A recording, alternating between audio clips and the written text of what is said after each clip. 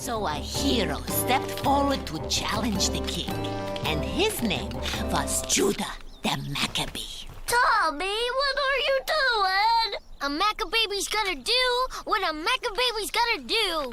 Oh no. He was a brave leader, and he led his people in daring raids against the more powerful armies of the evil king. March! This video is brought to you by Patreon. Patreon! Totoroba. On August 11, 1991, Nickelodeon introduced the first 3 Nicktoons, their first attempts at producing original animation: Doug, Rugrats, and The Ren and Stimpy Show. Initially, it was Ren and Stimpy that caught everyone's attention, with its crude humor and very detailed animation, but a complicated production meant a slow production with missed deadlines and, shall we say, strained relationships between Nickelodeon and the show's creator, John Kay. In comparison, Doug was a drama-free production made by people with a long history with the channel, but it wasn't very marketable and just kinda faded away into the background before going, whatever. I'm gonna go hang out with Disney. In the long run, Rugrats was the real winner here. The silly adventures of babies trying to make sense of the grown-up world had easy appeal to a wide range of audiences.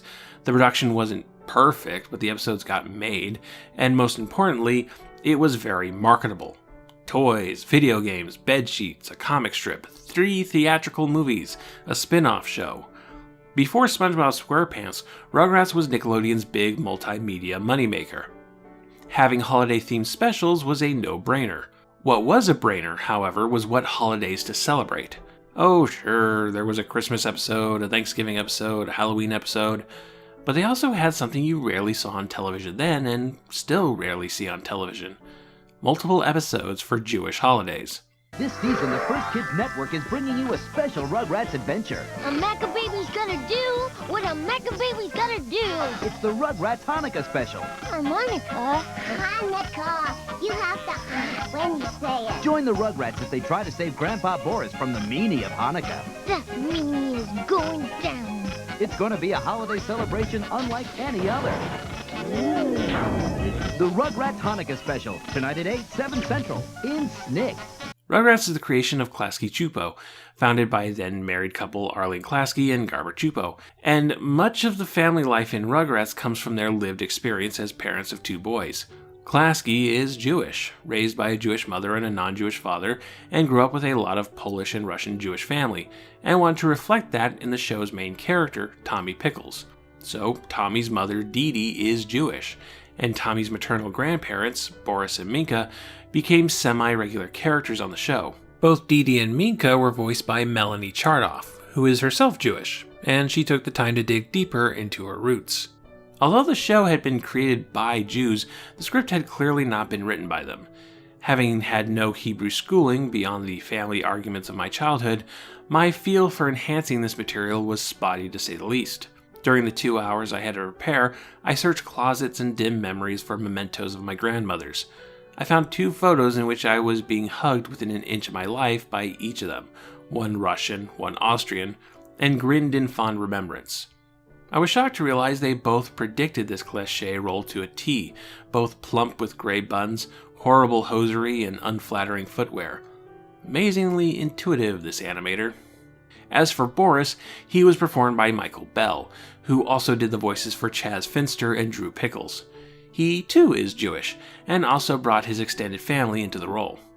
I had a background with Jewish history. My grandmother and grandfather from both sides of the family came from Russia. For years, I could imitate them and brought that to the role. So Judaism was a small but visible part of Rugrats' identity, a rarity among children's media even today. And Nickelodeon picked up on this pretty quickly and suggested that Klasky Csupo do a Hanukkah special as early as 1992. However, show producer Paul Germain, also Jewish, shot down the idea because it wasn't funny enough. They wanted a Jewish version of a Christmas episode.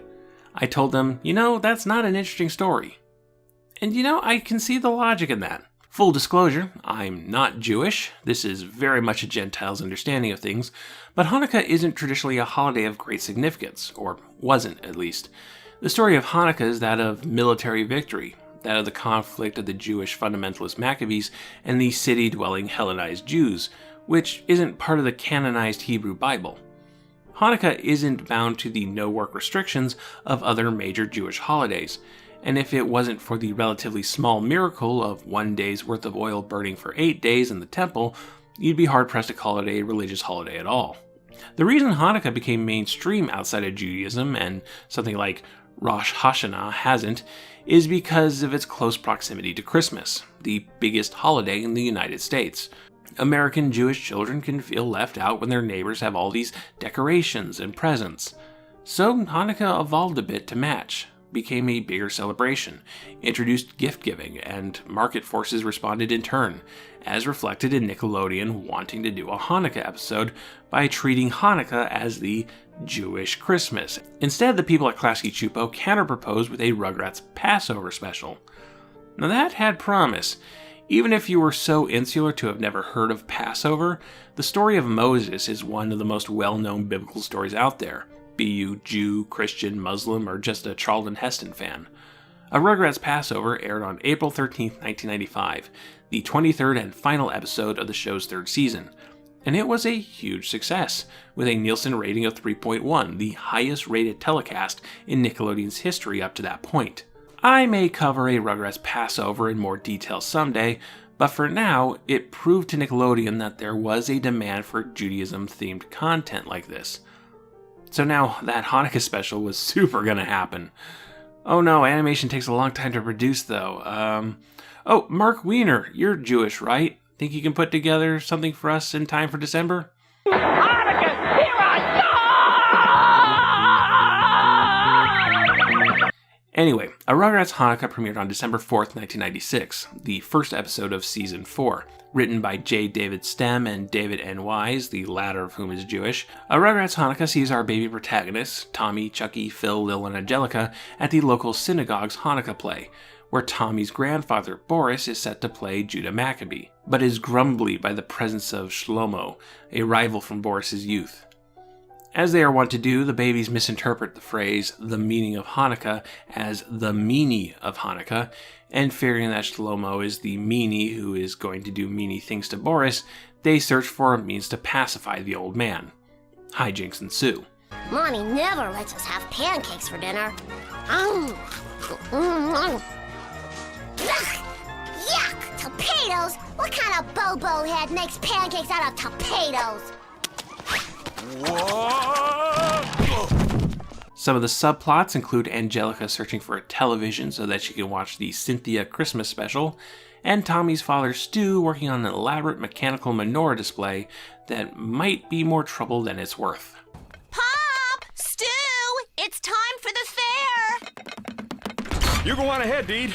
It needs a few minor adjustments. I'll meet you over at the church.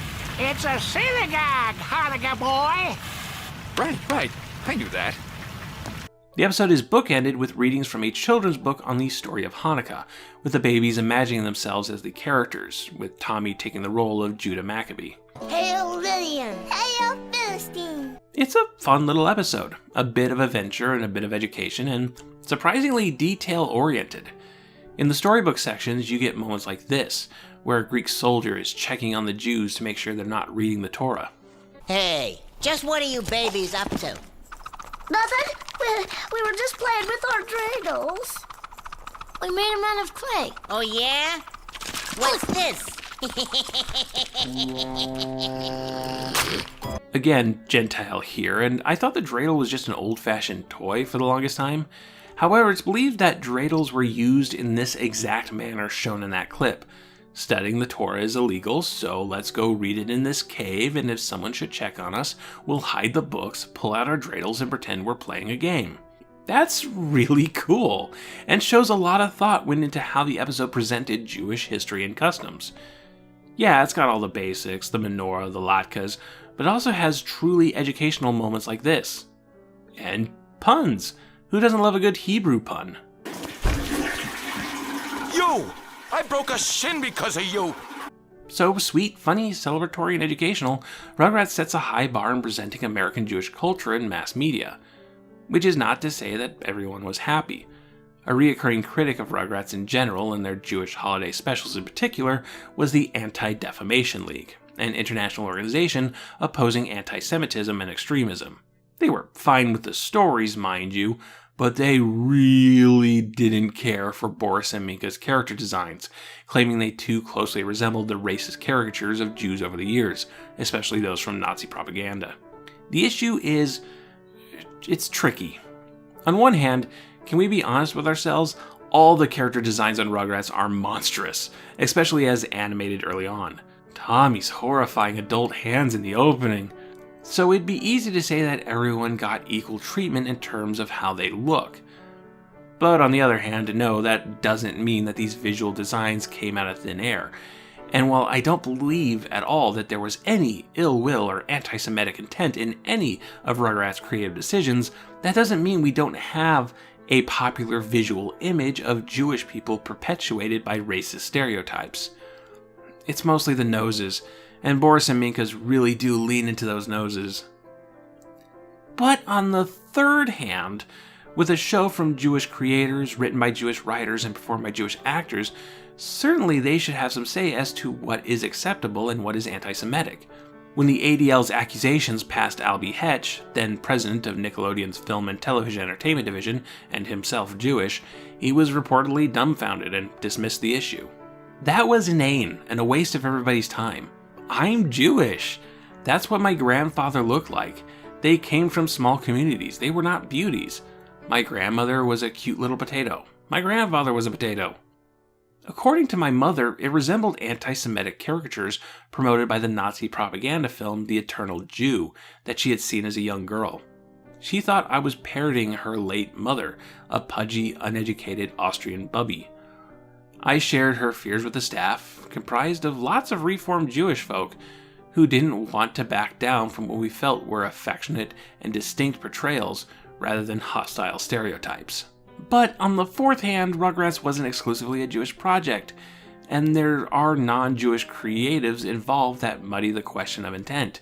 Again, it's tricky. On top of Rugrats the cartoon, there was Rugrats the newspaper comic strip that ran between 1998 and 2003, with a number of different writers and artists. On September 20th, 1998, they ran this strip, with Boris and Tommy at the synagogue for Rosh Hashanah, where the congregation recites the mourner's Kaddish, and ADL went up to bat again. On top of their usual objections to Boris's design, they objected to something as serious as the mourner's Kaddish being used in such a light manner in a gag comic strip spin-off of a children's cartoon. This moment is when the ADL finally got some results. Nickelodeon president Herb Scannell, not Jewish, personally apologized. To your point that the television character of Grandpa Boris may not translate well into a comic strip, we agree. In order to prevent any potential misinterpretation, the Grandpa Boris illustration will no longer be used in the comic strip series. This particular comic strip will not be repeated in any form, and we will not make any further use of religious or sacred prayers in the comic strip. Unfortunately, the creators of the strip made an error in judgment in referencing the Kaddish. I agree with you that, however well-meaning, the use of the Kaddish in the comic strip was inappropriate. So Boris was no longer featured in the comic strip, and while he remained on the show, even showing up in the All Grown Up spin-off, his appearances were fewer and far between. It became a no-win scenario. The character designs were baked in, so the only way to diminish it would be to make Rugrats less Jewish. After Rugrats Hanukkah in the comic strip, the next time Judaism played a major part in the franchise was in 2006, with the All Grown Up episode Rachel Rachel, where an older Tommy goes to Hebrew school to prepare for his bar mitzvah.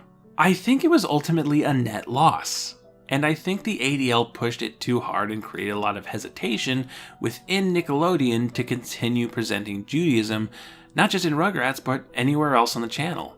That probably surprises some of you, the people who tell me in the comments that I'm an SJW who always find something racist in everything I talk about, but I do think you can take these things too far.